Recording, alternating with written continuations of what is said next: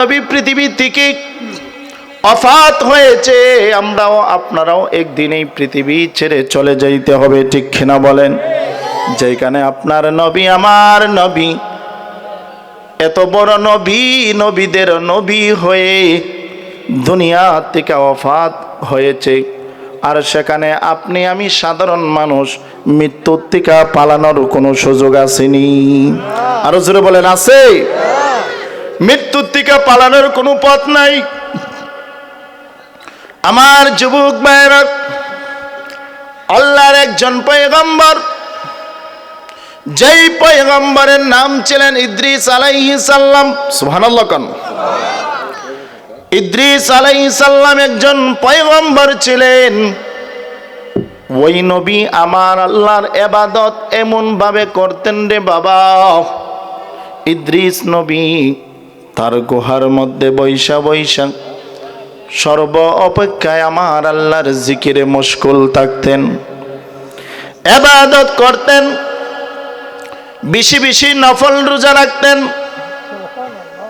আল্লাহু আকবার কন্যা। ওই ইদ্রিস আলাইহিস সালামের কাছে একদিন আল্লাহর একজন ফেরেশতা,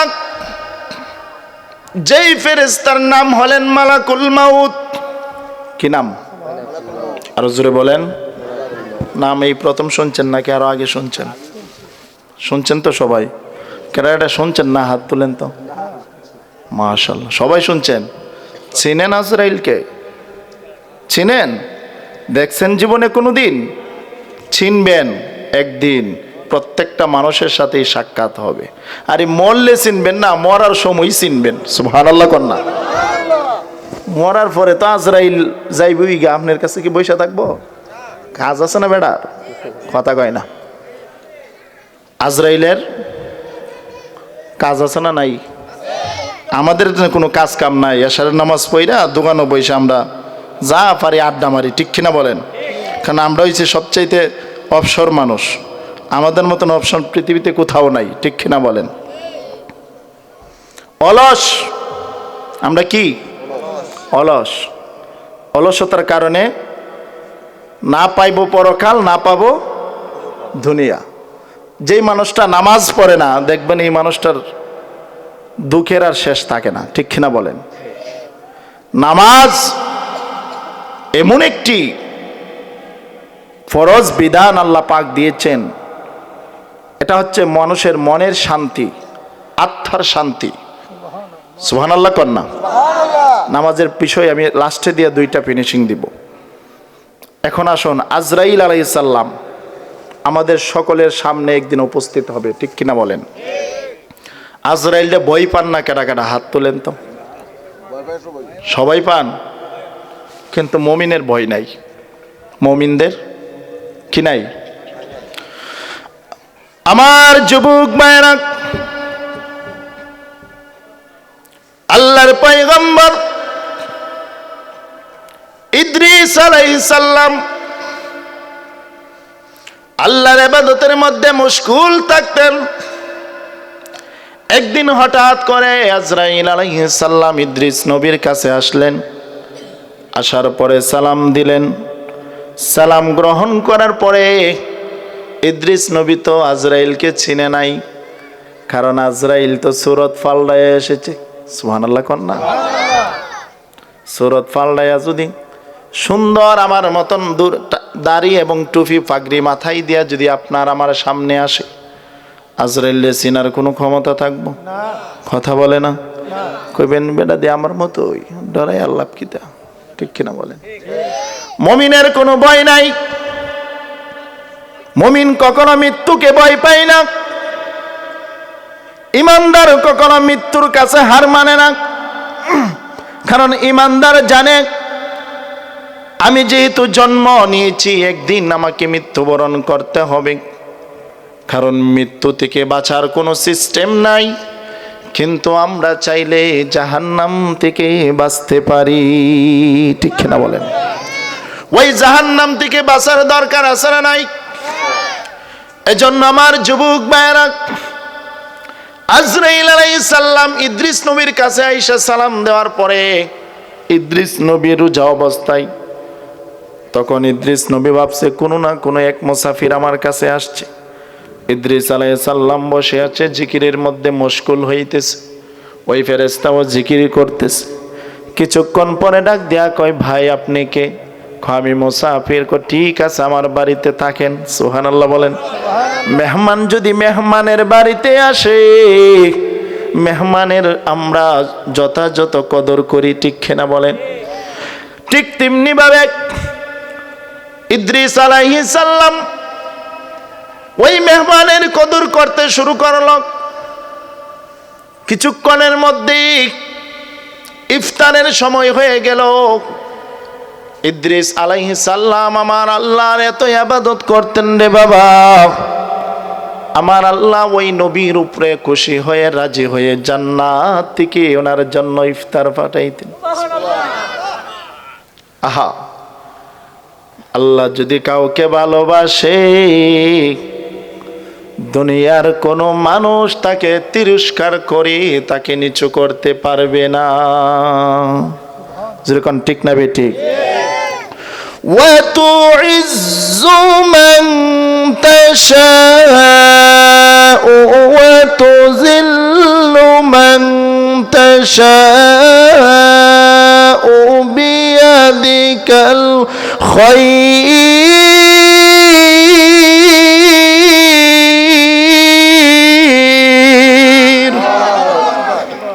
আর জোরে করেন আল্লাহু আকবার। ইজ্জতের মালিক কে? সম্মানের মালিক কে? যেই মাত্র ইদ্রিস নবী তাকে রিসিভ করলেন, রিসিভ করার পরে ইদ্রিস আলাইহিস সালামের সাথে উঠা বসা করতে শুরু করলো। সুবহানাল্লাহ বলেন।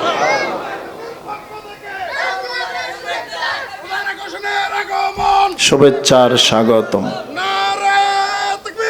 আল্লাহু আকবার। আমার যুবক ভাইয়েরা গভীর মনোযোগ।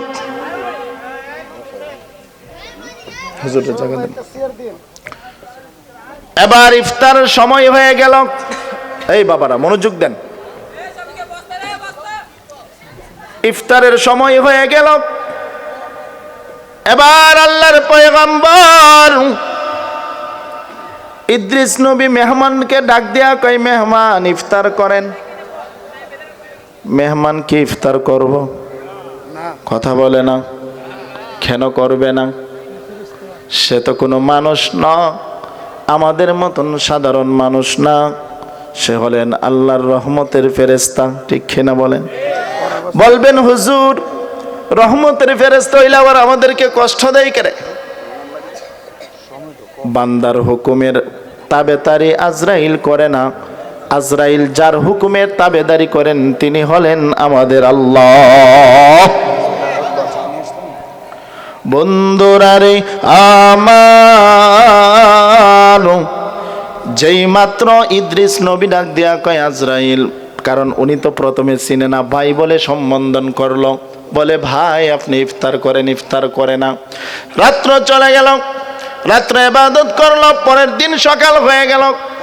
এবার ডাক দিয়ে আল্লাহর পয়গম্বর ডাক দেয়া কয়, ও ভাই মুসাফির, চলো আমরা দূরে কোথাও ভ্রমণ করে আসি। সুবহানাল্লাহ বলেন।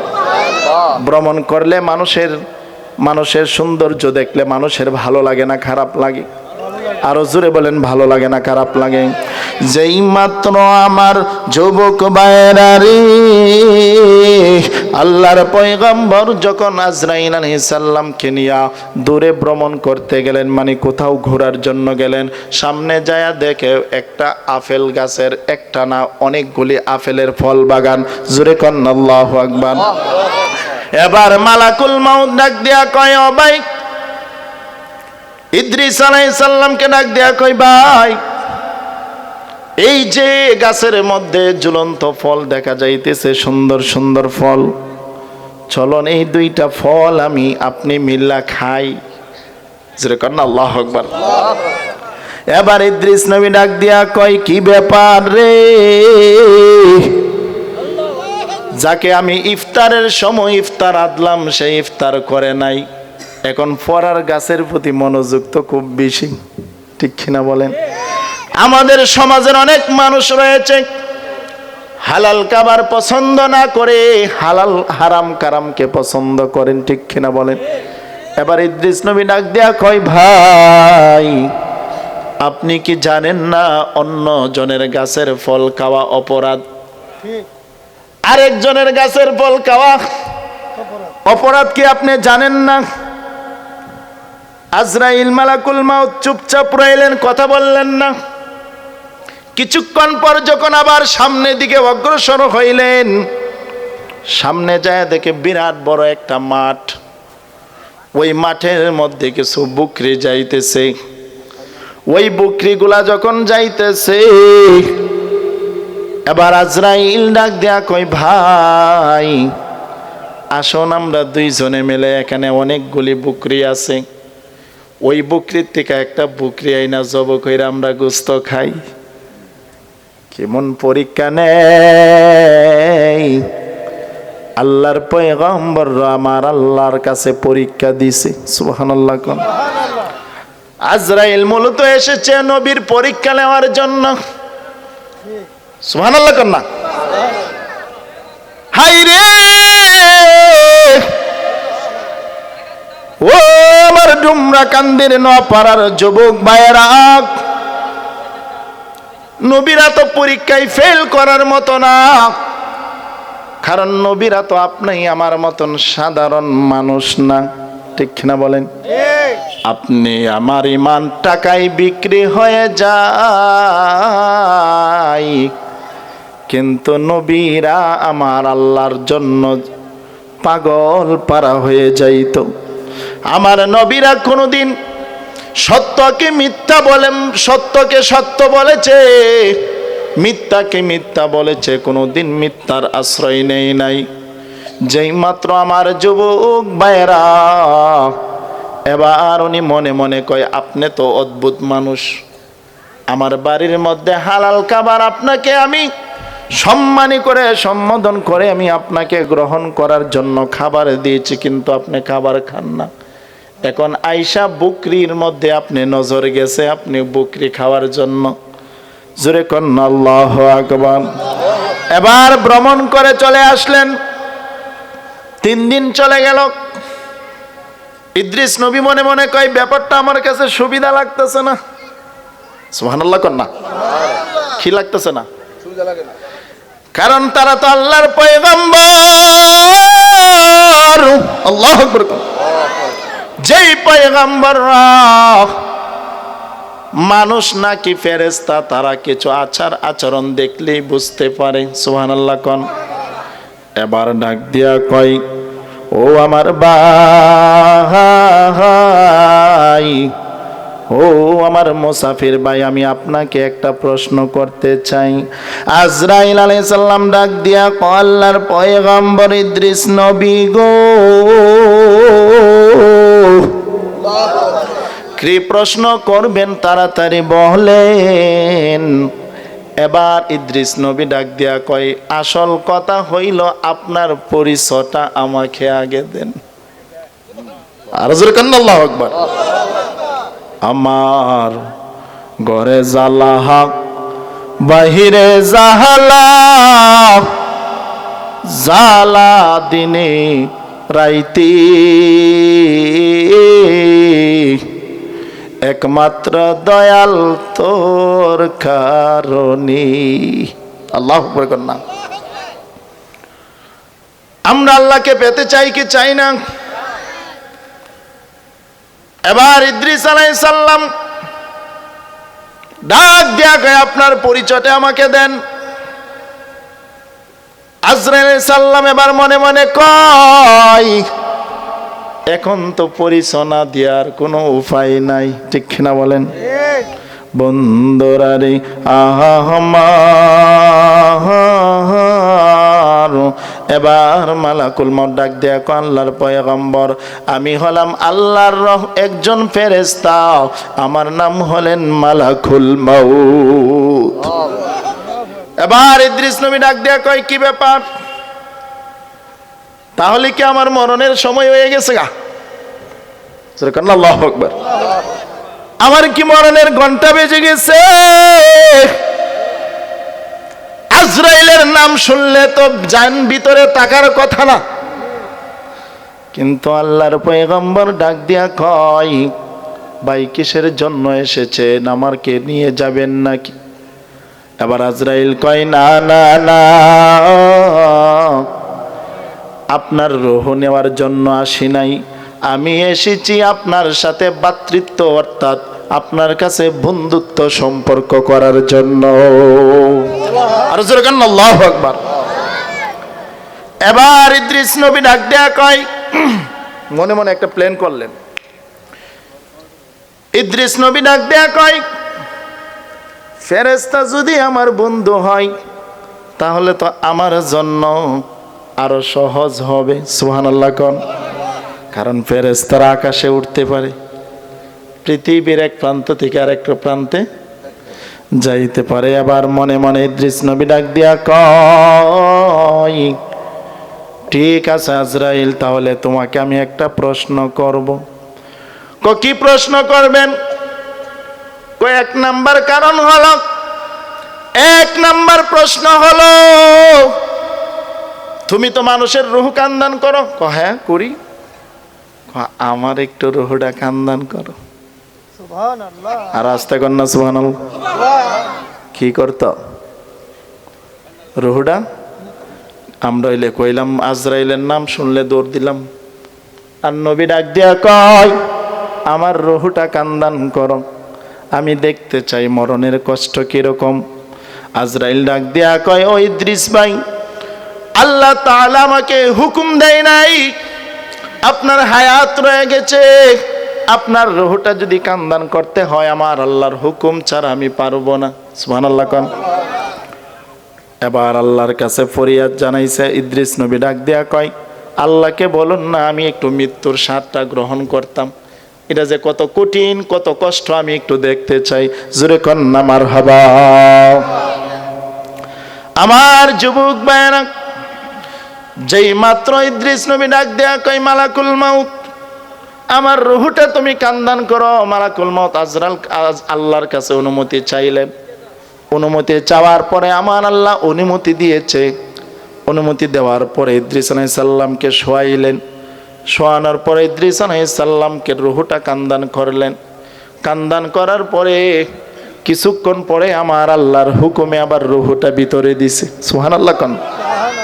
এবার আজরাইল ডাক দেয়া কয়, ও আল্লাহর পয়গম্বর, এই যে আমি তোমার রূহ নিয়ে আপনার রূহটা আমি নিলাম, আপনার কেমন কষ্ট হয়েছে আমাকে বলেন। এবার আল্লাহর পয়গম্বর ডাক দেয়া কয়, আজরাইল, ও ভাই আজরাইল, শুনে নাও শুনে নাও শুনে নাও, তুমি যেই মাত্র আমার রূহটা তুমি খানদান করেছো, আমার রূহটা যখন নিয়েছো তখন আমি বুঝতে পেরেছি, আমার মনে হয় একটা জীবন্ত মানুষ যেইভাবে তার ভিতরে রূহ রেখে জীবন্ত মানুষটার চামড়া এবং একটা জীবন্ত গাভী এবং জীবন্ত পশুর শরীর থেকে চামড়া উঠায় আনে, তার চাইতে বেশি কষ্ট আমার অনুভব হইছে। মরণের কথা কেন স্মরণ করো না, আজরাইল আসিলে কারো কৈফিয়ত চলবে না। পড়েন সবাই, মরণের কথা কেন স্মরণ করো না, আজরাইল আসিলে কারো কৈফিয়ত চলবে না। সে যে নামে আজরাইল,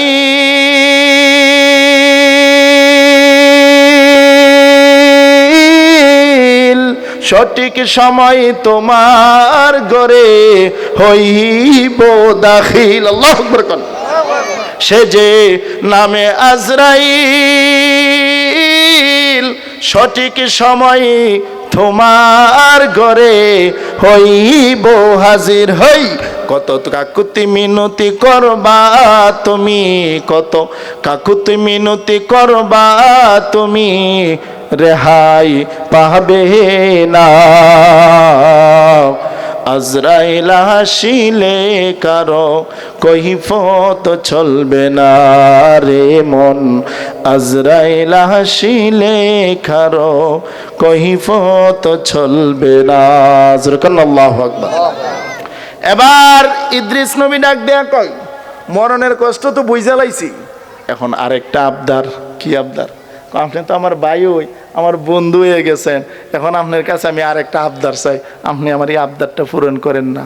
এবার আজরাইল মালাকুল মউত মনে মনে কই, কি ব্যাপার, এখন আবার কি আবদার চা আল্লাহই জানে। জোরে কন্না আল্লাহু আকবার।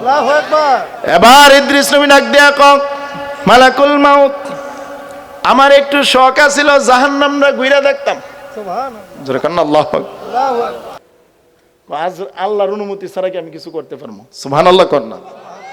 আল্লাহর পয়গম্বর ইদ্রিস নবী ডাক দেয়া কয়, তাহলে আপনি আল্লাহর কাছ থেকে অনুমতি নেন।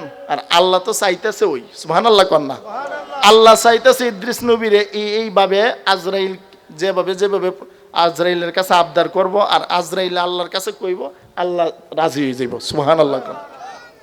এবার আল্লাহ অনুমতি দিয়ে দিলেন। এবার ফেরেশতা নবী ইদ্রিস আলাইহিস সালামকে নিয়ে ঊর্ধ্ব ভবনে চলে গেলেন। সুবহানাল্লাহ বলেন। জাহান্নামের মধ্যে চলে গেলেন।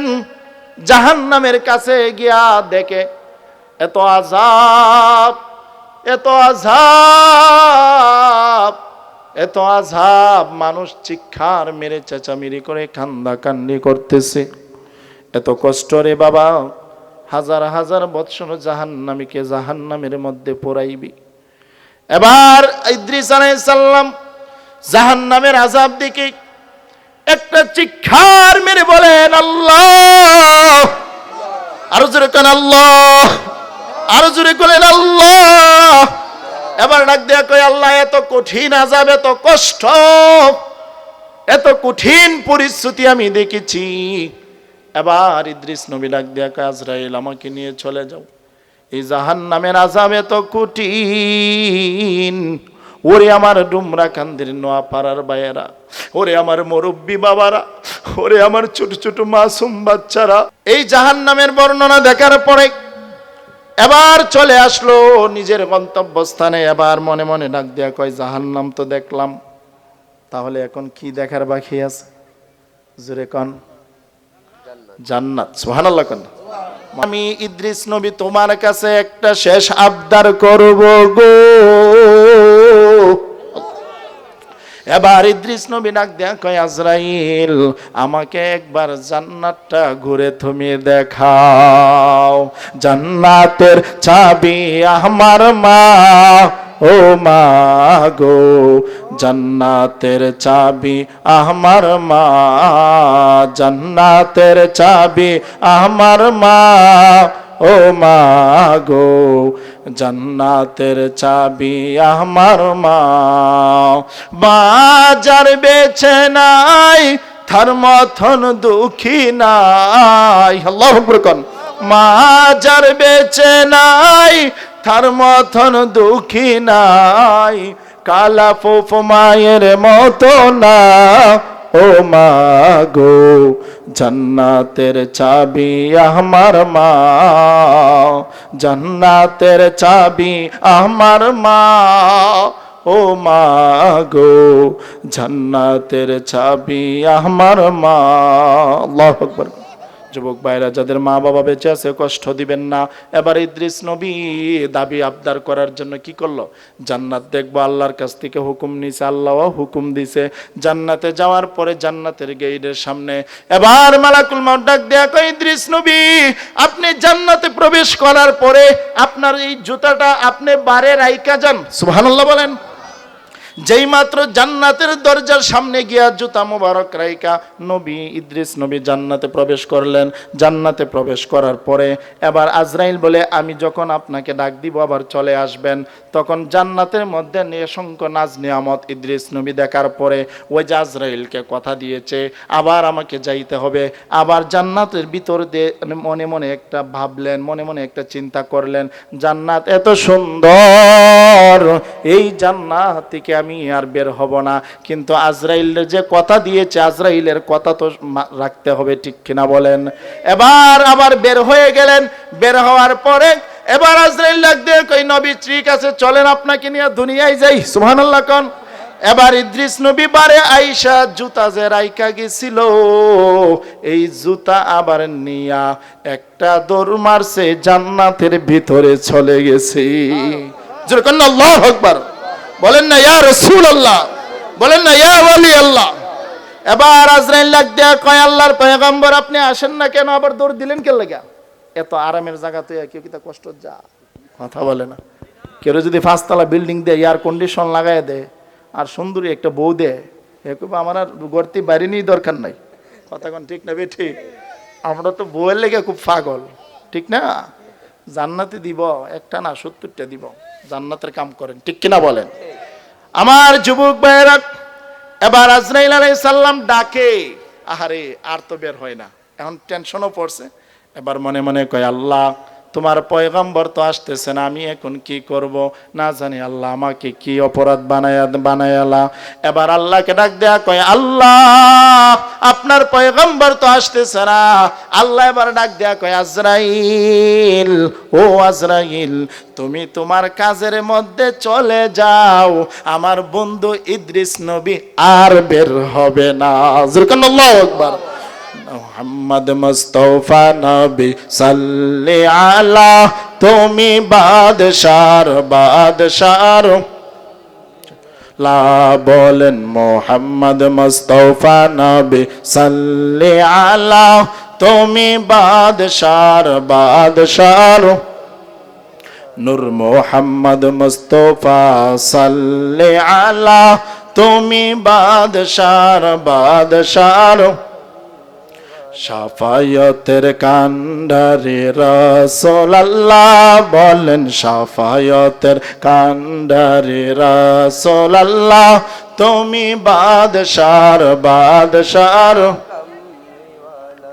সম্মান।